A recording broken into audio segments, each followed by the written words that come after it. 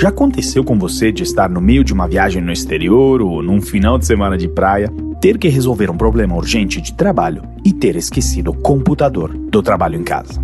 Bom, já aconteceu várias vezes comigo, confesso, eu sou bem esquecido. Pois bem, aqui você tem um grande problema, independente da sua profissão. Com certeza você deve ter material seu apenas naquele computador, assim como softwares específicos instalados nele, que se você inclusive for um arquiteto ou designer, tem necessidade de poder computacional e de processamento gráfico muito grande para rodar. O laptop emprestado do seu companheiro de viagem certamente não irá servir. Mas se eu fosse te dizer que hoje em dia existe solução tecnológica para resolver tudo isso? Pois é, a virtualização das GPUs se tornou realidade e é justamente sobre esse tema que nós iremos falar hoje neste terceiro episódio da segunda temporada do Vem Aí, o podcast da NVIDIA Brasil. Então sejam muito bem-vindos, lembrando que aqui quem fala é o seu host André Iorio, palestrante e escritor best-seller sobre transformação digital, liderança e inovação.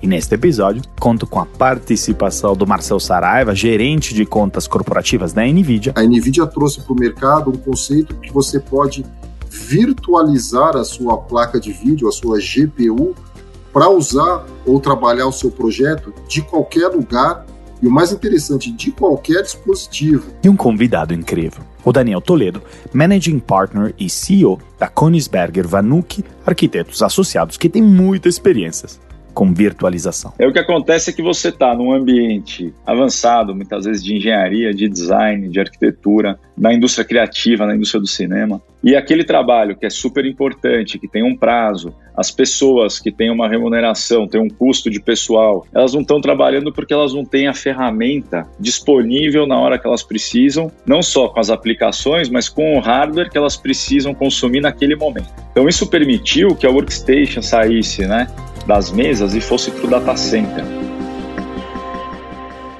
Para começar, quero que você, ouvinte, imagine o trabalho de design de uma montadora de carros. Essa montadora precisa fazer um trabalho muito complexo, muito colaborativo, então para atender às necessidades de seus designers, tem que proporcionar um ambiente onde eles possam usar ferramentas de ponta. Aí que a área de TI normalmente coloca estações de trabalho de alto desempenho, porém para preparar essas workstations, normalmente, a montadora tem que configurar diferentes combinações de hardware e software, dependendo do usuário do departamento, isso leva semanas às vezes.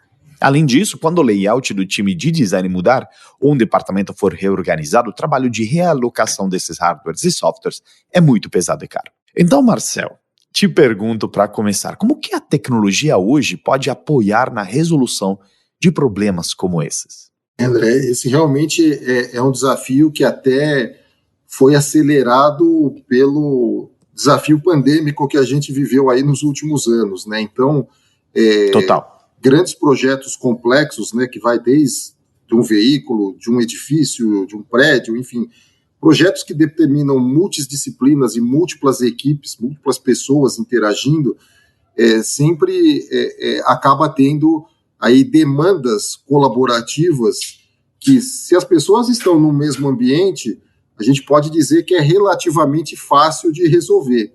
Agora, quando você começa a ter equipes, às vezes separadas por prédios, da mesma empresa, mas em prédios separados, ou empresas que estão trabalhando com funcionários espalhados pelo mundo, como que você acelera esse processo de colaboração? Como que você compartilha informação em tempo real, de forma segura, para que elas possam colaborar e possam realmente entregar o que precisa ser feito? Então, para solucionar esse tipo de problema, a NVIDIA trouxe para o mercado um conceito que você pode virtualizar a sua placa de vídeo, a sua GPU, para usar ou trabalhar o seu projeto de qualquer lugar e, o mais interessante, de qualquer dispositivo.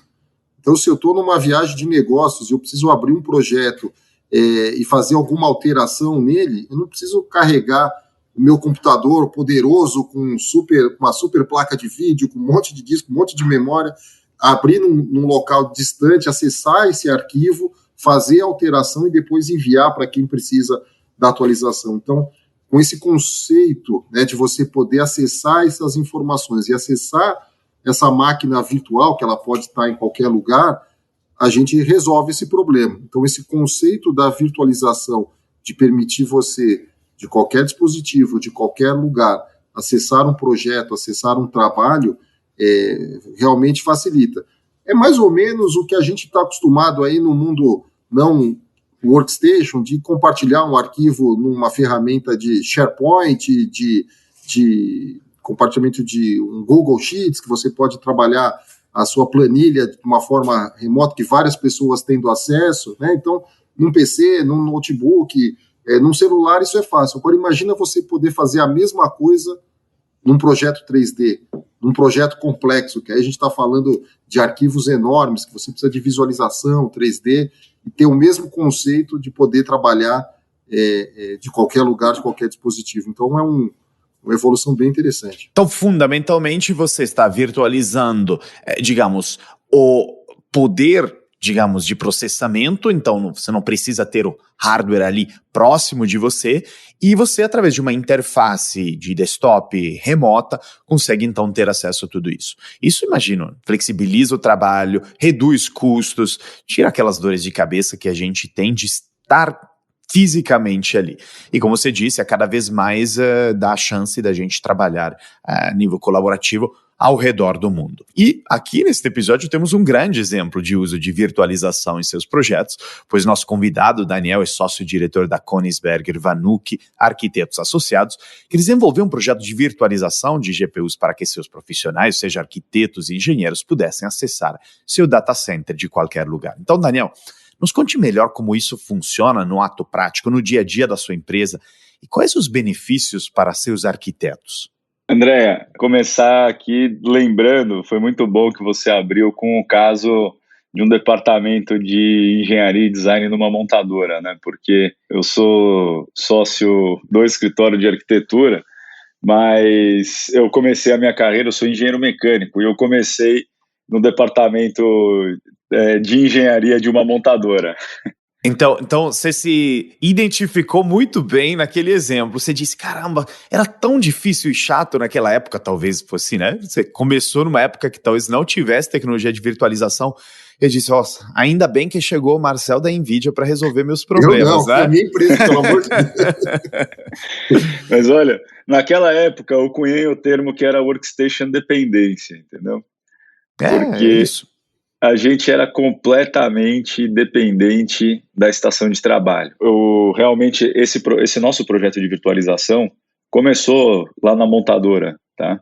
Porque é um assunto que eu investigo e que a gente explora desde aquela época. E a gente chegou a ter um dos poucos ambientes do Brasil, protocolo que ficou conhecido aí como PC over IP, que foi a primeira solução de você separar da sua estação de trabalho física, separar o workstation. A workstation ia para o on-premises, né, ou seja, no local, não era no data center externo. Ela ia para uma sala segura, climatizada, tudo mais. E você tinha, então, os terminais chamados aí os Zero Clients, que são os terminais burros aí do tempo dos mainframes, que você conseguia acessar a sua workstation física, né? Isso foi como essa tecnologia, de certa forma, as necessidades da workstation dependência existia. Mas veja, primeiro tem essa questão da workstation dependência física, que é muito comum, né? Quem está no mundo da engenharia, da arquitetura, do design, sabe exatamente o que é. Porque tem um dia que alguém te pede para fazer um job, para você fazer uma tarefa, e você precisa usar um dado software. Aí começa com o seguinte, a estação de trabalho que você tem não tem o software. Esse é o primeiro tipo de problema. A estação que tem o software é uma outra, e tem alguém usando. Acontece também que daí, às vezes, você não tem o hardware necessário para utilizar aquele software naquela carga de trabalho específica.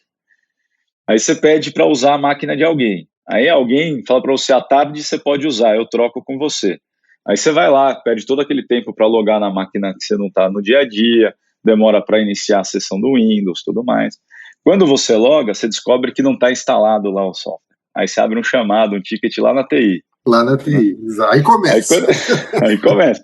Aí você abre um ticket na TI, aí a TI fala assim, a gente vai poder instalar para você amanhã o software. Aí o que acontece é que você está num ambiente avançado, muitas vezes de engenharia, de design, de arquitetura, na indústria criativa, na indústria do cinema, e aquele trabalho que é super importante, que tem um prazo, as pessoas que têm uma remuneração, têm um custo de pessoal, elas não estão trabalhando porque elas não têm a ferramenta disponível na hora que elas precisam, não só com as aplicações, mas com o hardware que elas precisam consumir naquele momento, né? E isso realmente começou lá pela minha experiência nas montadoras, porque você imagina que numa montadora, para pedir para instalar um software é um processo que demora bastante para passar em todas as validações de que se pode instalar o software naquela máquina, né? Desde então, eu sempre posso me classificar como um fã entusiasta da virtualização de estações de trabalho. E a gente aqui na Koenigsberger Vanuc, a gente estuda esse tema desde 2013, fazendo alguns pilotos. E foi ali em 2019 que a gente fez, né? A NVIDIA vem desenvolvendo fortemente essa tecnologia. Quem é da área de tecnologia já deve ter ouvido falar muito de virtualização. E sempre foi muito comum você conseguir justamente virtualizar o processador, a memória, o disco, a rede, mas a placa de vídeo é algo que realmente é uma tecnologia proprietária única e diria revolucionária do data center que a NVIDIA fez. Porque ela permite que você traga o benefício da virtualização, que é compartilhar recursos avançados e recursos de alta capacidade entre vários usuários, criando vários sabores diferentes de estação de trabalho conforme os seus perfis de usuário precisam, conforme o momento, né? Então isso permitiu que a workstation saísse, né, das mesas e fosse para o data center. Assim como já tinham ido os servidores, as aplicações de servidor, os ERPs, os bancos de dados já tinham ido para o data center, agora as workstations foram para o data center. Isso é incrível quando a gente pensa no gerenciamento, na flexibilidade de você poder criar vários sabores de estação a cada momento, na segurança da informação, e você realmente conseguir ter equipes que estão de qualquer lugar, de qualquer dispositivo e de qualquer rede, trabalhando de uma maneira muito eficiente. Hoje a gente tem 100 workstations em uso concomitante, ou seja, são usos simultâneos, com 120 usuários habilitados para acessar essas workstations. Tá? São 125 usuários licenciados para acessar, com 100 workstations simultâneas. Eles trabalham do Brasil todo, norte a sul do Brasil, de mais de 30 cidades diferentes. A gente tem pessoal que nos surpreendeu, porque um foi morar em Vancouver, e a gente falou, lá de Vancouver não vai dar uma boa experiência de uso, porque é distante, né? Tem que ir e voltar, tem que ir o monitor, a tela, e tem que voltar o mouse, e aí calcular o que o mouse fez para devolver a tela atualizada. Então, é um streaming, como o streaming de vídeo que a gente tem aí do Netflix e tudo mais, só que é um streaming que você interage em tempo real. Então, tem que ir o seu mouse e voltar a tela. Lá então não vai dar, é muito longe. Acharam que tivesse latência e que ficasse uma má experiência, e como foi? E aí a gente até gravou o vídeo de todo mundo na sessão de acompanhando o dia que a pessoa ia usar lá. E o pessoal com a telemetria aberta, porque isso também é uma coisa legal, você consegue ter telemetria de como que está a latência de cada usuário, perfil de acesso. Você tem outra visão do seu pool de workstations, tem outra visão do seu parque de tecnologia, do que o usuário realmente está usando, o que ele precisa, uso de memória. Essa dificuldade que a gente tem de extrair dado de workstations físicas, você começa a ter um nível de telemetria muito alto. Você acaba até entendendo melhor o seu negócio, né? Que é um assim que é fácil, uma visão. Porque é o tipo de projeto que vai além de TI, né? Fala assim, olha, esse tipo de projeto me demandou esse tipo de recurso computacional. Você fala assim, caramba, então para a próxima vez que entrar um projeto desse, eu sei mais ou menos qual é o tipo de equipamento que eu vou precisar disponibilizar, de software que eu vou ter que ter, né, pronto para ser usado. E às vezes ficava, como o Daniel falou, ficava espalhado, essa informação ficava concentrada dentro de uma workstation e você não conseguia saber. E hoje, né, informação é tudo, dado é tudo. Quanto mais informações tiver, melhor a gente consegue movimentar o nosso negócio. De alguma forma, se a gente for pensar até e fazer uma analogia com como era a Microsoft Word antes, obviamente, SharePoint, enfim, a gente pode fazer analogia do Google também com Docs e tudo. No Windows 95 você tinha um monte de pessoas trabalhando em documentos de Docs, mas você não tinha visibilidade do que estivesse acontecendo em tempo real. Com a princípio a virtualização e torná-lo colaborativo, você consegue ter uma visão de tudo que está sendo criado em termos de conteúdo dentro da tua organização. Eu acho que isso, Daniel, era um pouco o que a analogia que você está trazendo, te dá uma visão do negócio em tempo real sobre o que está acontecendo, talvez qual seja o status dos projetos, o quanto trabalho está sendo colocado, enfim, ajuda na gestão e na tomada de decisão por parte de vocês. Ajuda muito, e olhando para o usuário, a gente fez toda essa experiência, porque a gente começou com um piloto, o Marcelo acompanhou de perto. A gente começou rodando primeiro na nuvem pública, tá? Então, a gente tinha uma aplicação de desktop as a service, existem várias no mercado, que você pode escolher uma infraestrutura em uma nuvem pública. Hoje a nuvem pública tem alguns perfis de máquina com GPU, são em geral GPUs, são os GPUs de data center da NVIDIA, mas de gerações que têm propósito mais geral, né?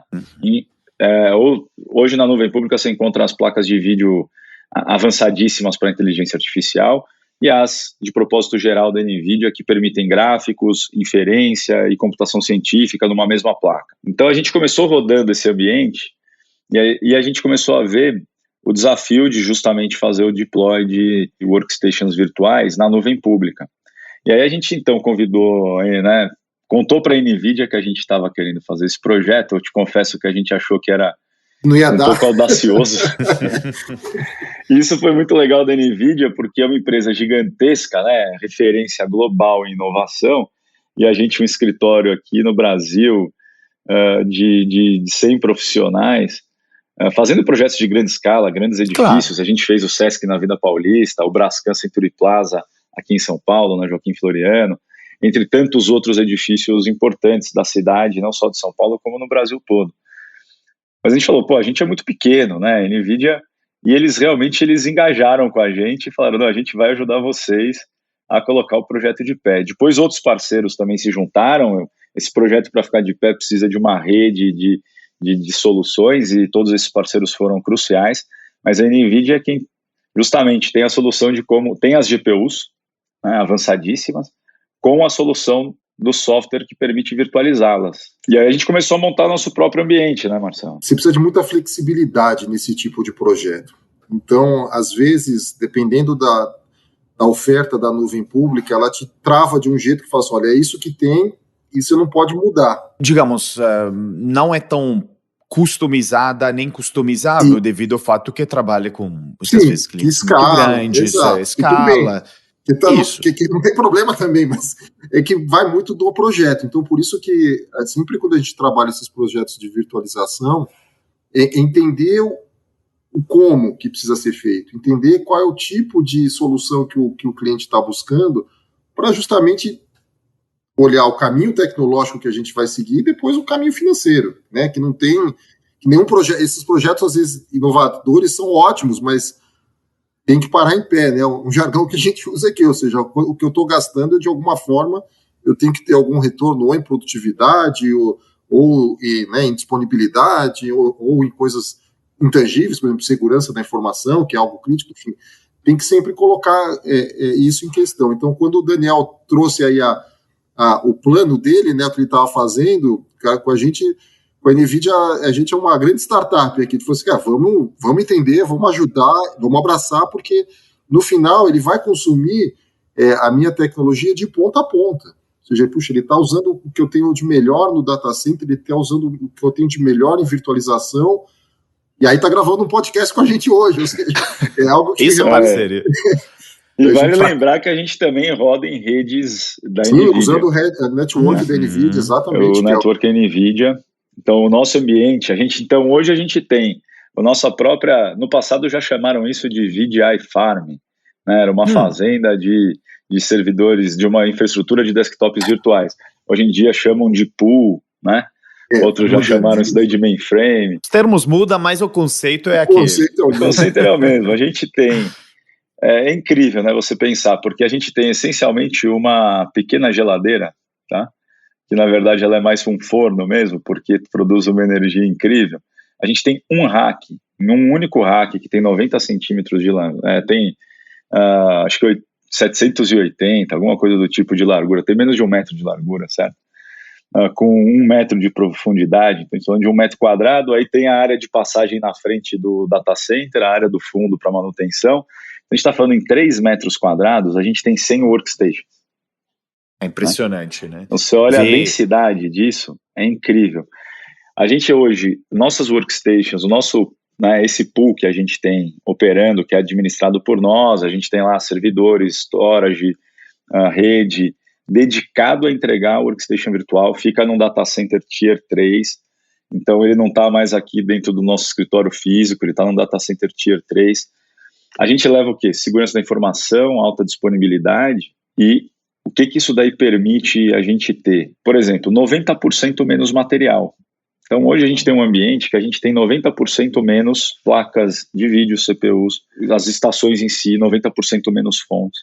É um projeto que tem uma dimensão ambiental incrível, né, no uso de menos recursos. Daniel, mas então, do que se trata um data center Tier 3? Explica melhor. Tem várias classificações de data centers no mundo, né? Tem norma técnica disso. É crescente, quanto maior, melhor.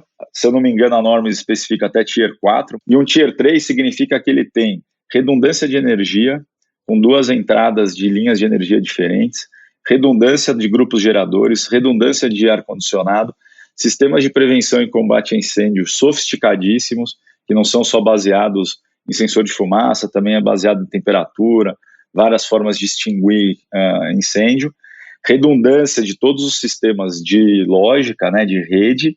O que significa isso? É onde rodam bancos, as nuvens públicas rodam em data centers Tier 3, os serviços que a gente consome aí de várias empresas utilizando, rodam nesses data centers Tier 3, que significa, você coloca os seus dados, realmente os seus dados estão no lugar mais seguro que eles poderiam estar, as suas workstations estão no lugar mais seguro que poderiam estar, e aí os seus profissionais podem estar na praia, o notebook que ele está usando pode cair na água, pode ser roubado, pode acontecer qualquer coisa. Por quê? Porque o dado não está lá. Podem colocar um pendrive malicioso? Podem. Por quê? Ele só recebe a tela criptografada. Então, seus dados deixam de sair da sua empresa. Os dados dos nossos dados, eu sempre falo isso, são os dados dos nossos clientes. Conceito de redundância. Marcelo, você consegue explicar um pouquinho melhor do que se trata redundância? Claro, esse é um ponto muito importante em projetos como esse, como o Daniel explicou antes, ele consolidou, né, todas as workstations em um único rack, em 3 metros quadrados, está tudo lá juntinho. Imagina se por algum, né, estamos aqui gravando o podcast aqui no começo do ano, verão, chuva, falta luz, você perde o acesso a todas as workstations ao mesmo tempo. É inadmissível. Então você precisa ter uma redundância, né, uma outra forma de alimentar esse data center. Então esses data centers aí, classificados aí por tiers, como o Daniel explicou, e cada vez mais, né, quanto maior o número, mais risco ele diminui. Ou seja, ele tem mais condições de te entregar um serviço sem parada. Ou se tiver alguma parada, ela é super programada, você se prepara para fazer isso. Então, você ter essa capacidade de evitar falhas ou ter planos de contingência para evitar falhas é fundamental. Então, sempre que buscar, né, qualquer projeto de consolidação ou um projeto de centralização, isso é algo que tem que olhar com muito carinho, porque se você tem as workstations, né, sempre os prós e os contras. Eu tenho as minhas workstations embaixo da minha mesa. Uma workstation parou, tudo bem, as outras 90, as outras 99 estão trabalhando. Agora, se esse servidor para, se esse servidor deixa de ter acesso a ele, separou a empresa inteira.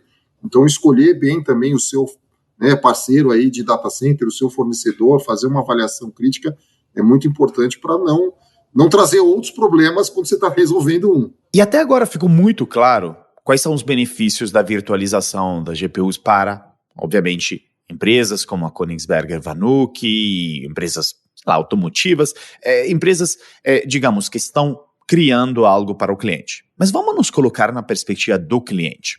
Eu quero entender quais são os benefícios para o cliente também que nascem dessa maior habilidade das organizações colaborarem, serem flexíveis, rápidas na entrega? Porque eu fiquei estudando um pouco sobre alguns cases e usando a virtualização da NVIDIA, inclusive o Instituto de Câncer da Holanda, o Netherlands Cancer Institute, conseguiu reduzir muito o tempo de processamento de dados dos pacientes para chegar a diagnósticos mais assertivos e rápidos. Então, fundamentalmente, salvando vidas. Então, Daniel, você nota, no caso da Koenigsberger Vanuc, uma maior satisfação no cliente, ou pelo menos benefícios para o cliente, a partir do momento que vocês começaram a utilizar isso?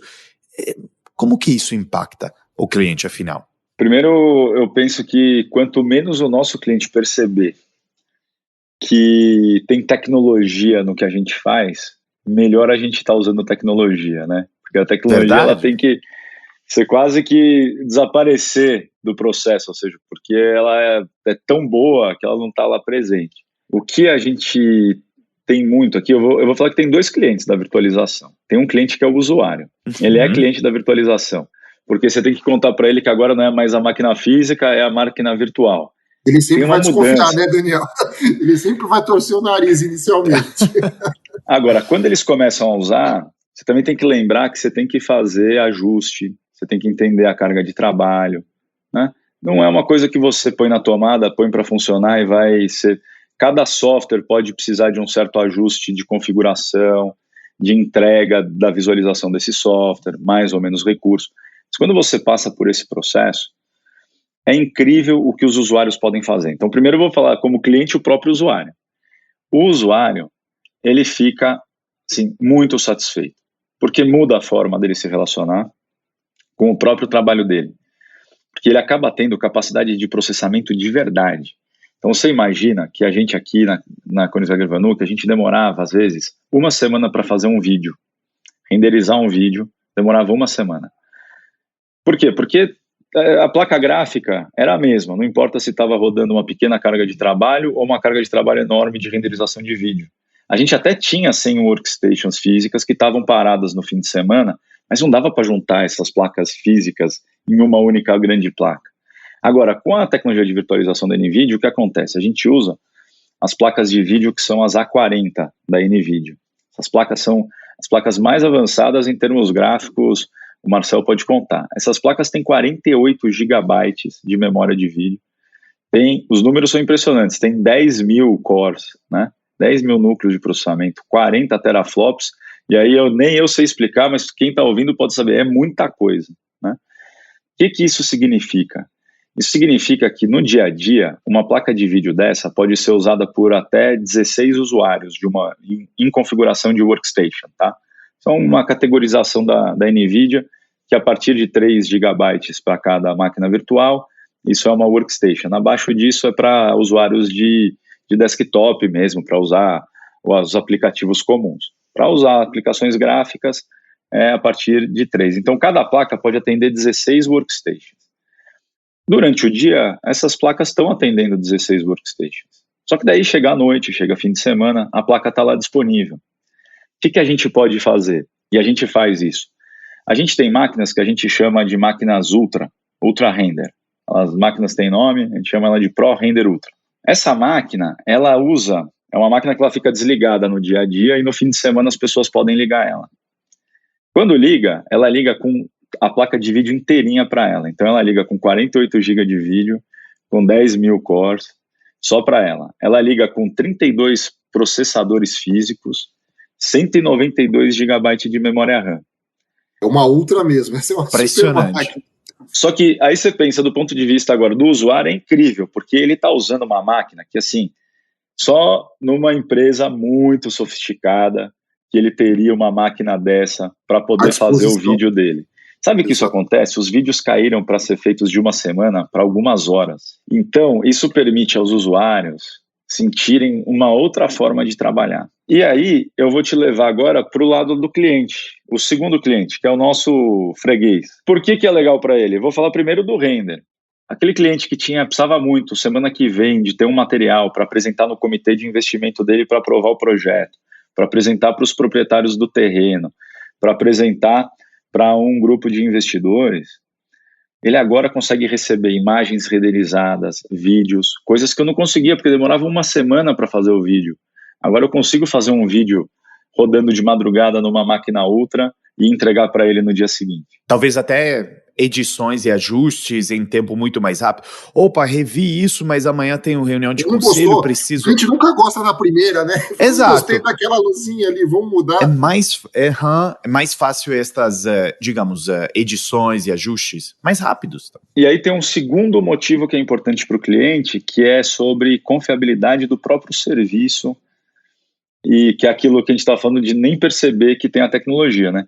Porque quando ele não percebe que tem a tecnologia, é quando de repente ele recebe um vídeo, ele fala, mas como vocês fizeram um vídeo em uma semana? Porque o normal era falar para ele, então, não dá para fazer o vídeo, porque o vídeo demora muito tempo para rodar, tá vendo a tecnologia aparecendo? E aí tem a outra coisa que foi, posso falar, foi o estopim, Marcel, do projeto. Em 2020, em maio, fim de maio, começo de junho de 2020, estava todo mundo de casa, todo mundo com os computadores lá nas suas casas, usando a rede. Esse é um tema que a gente falou pouco até agora, mas que é super importante, que é um tema da localidade dos dados. Porque o Marcel falou na abertura, né, que são muitos dados quando a gente faz projeto tridimensional. Não é mais aquele mundo dos projetos bidimensionais, que cada arquivo era mais ou menos do tamanho de um arquivo Word, sabe? Claro. Em gigabytes, né? O Marcel deve acompanhar indústrias que têm arquivos ainda maiores, não é, Marcel? Petas. Tera. A gravidade dos dados, não que eles são graves, mas que eles são pesados, assim, pesa muito no projeto hoje você transportar essa informação.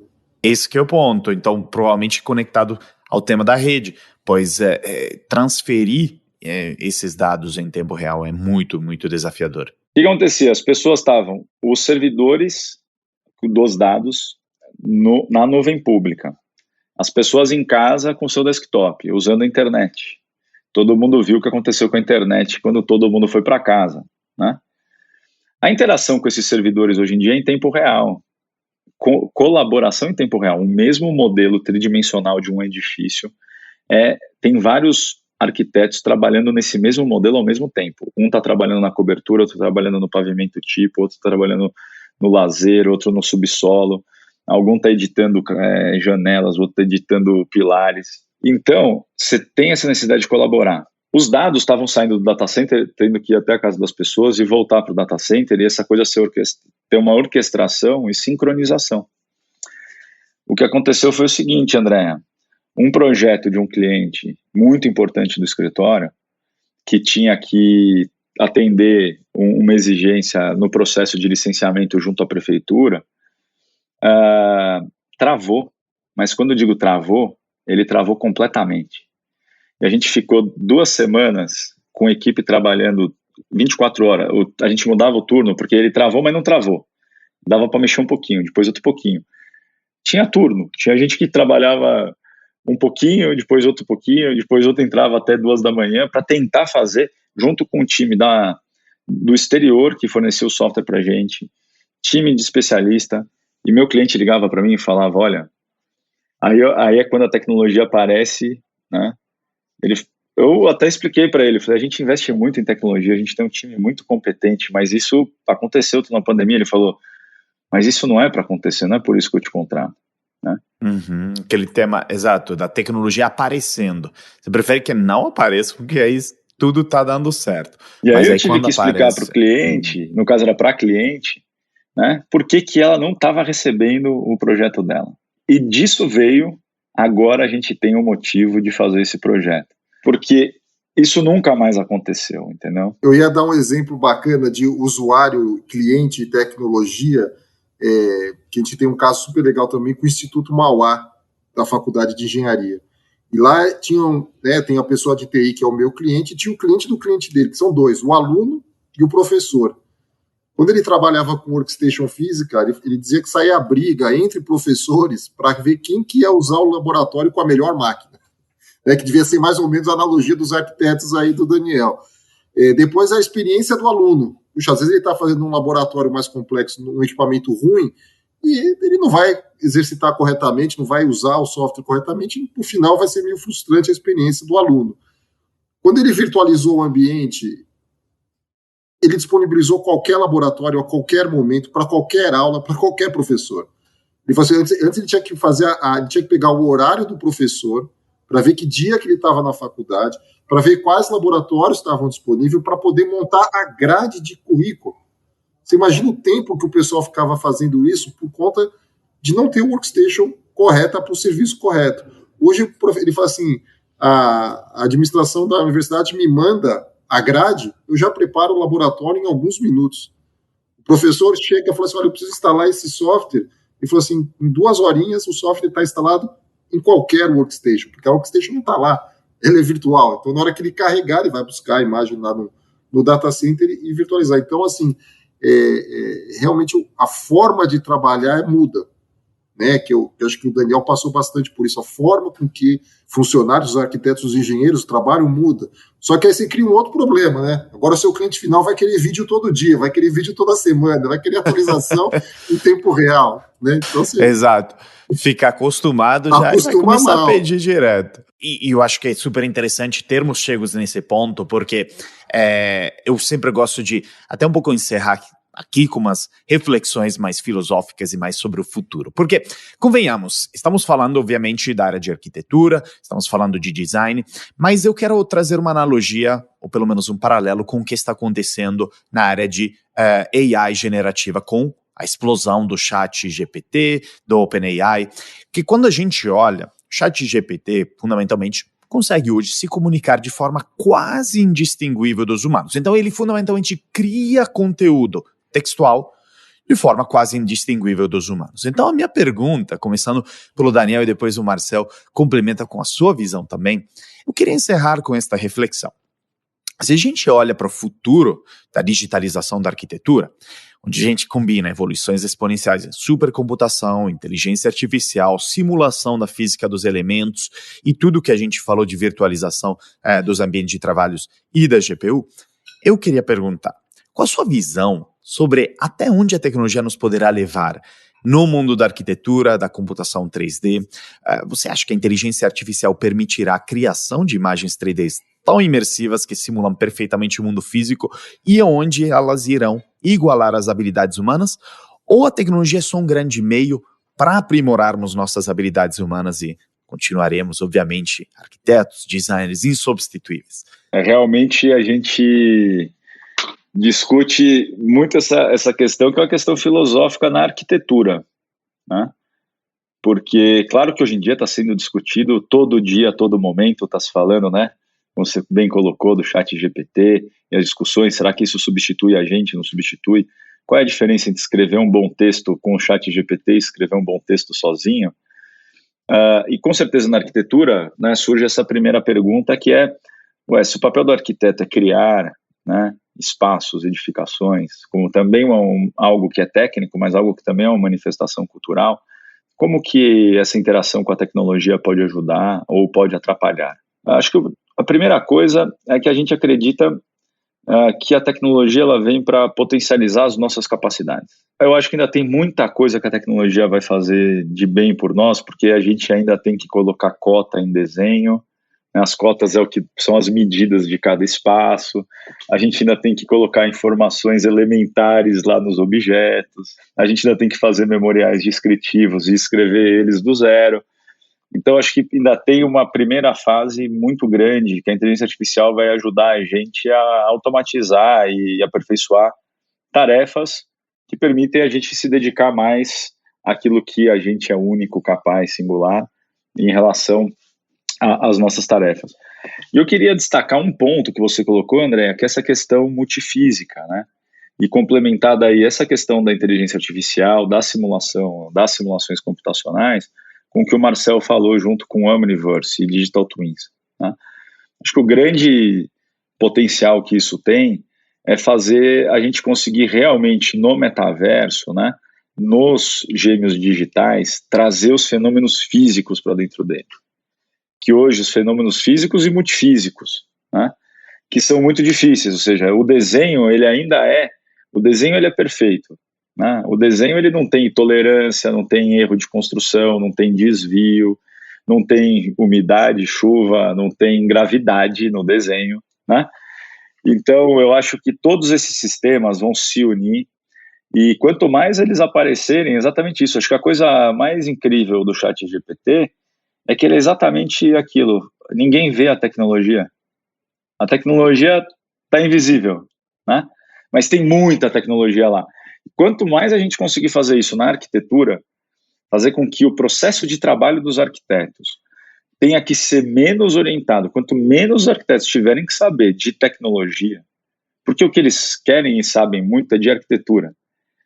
E eu acho que tudo isso daí, inteligência artificial, a computação que está avançando, os modelos multifísicos, os digital twins, o universo, vão ajudar a gente a fazer isso muito e muito bem. É a evolução que a gente pega, né? Mantendo o foco aqui na arquitetura. Minha cunhada arquiteta, eu lembro quando eu conheci ela muito tempo atrás, tinha uma prancheta na casa dela, no quarto lá, onde ela fazia o trabalho.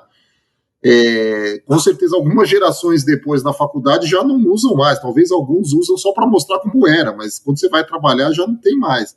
Daqui a pouco, como o Rodrigo falou, você vai ficar medindo cota, colocando as coisinhas, o cara vai conversar com a máquina. Falou assim, muda esse desenho aqui, ele vai interagir de uma forma que a forma de trabalhar vai ser diferente. E aí você começa justamente a remover algumas etapas de criação, de mexer no mouse e clicar lá, ter certeza que aquela circunferência está bem encostadinha naquele pilar que ficou, que a máquina vai fazer isso para você. E aí você vai poder realmente se dedicar no seu processo criativo, de design ou de construção, a trabalhar, a criar algo diferente, né? Então, com certeza, eu acho que vai potencializar. Existe, sim, essa convergência de tecnologias que vão uma coisa juntando a outra. Então, pegando o exemplo do ChatGPT, hoje a gente interage com o ChatGPT via texto, né? A gente digita lá e ele te responde via texto. Mas se eu colocar um modelinho lá de Automatic Speech Recognition, que vai identificar a minha voz, e ao invés de eu digitar, eu fizer uma pergunta falando. Já está aí, a tecnologia está pronta para fazer isso. Opa, conecta uma coisinha com a outra. Pois se eu falar assim, me desenha uma circunferência de alumínio em cima de uma vareta no topo de um prédio. Ele sabe o que é vareta, ele sabe o que é alumínio, ele sabe o que é uma circunferência. Em que software? Como que eu integro isso num Autodesk, num 3D Max, num AutoCAD? Eu crio essa integração e ele gera para mim essa imagem.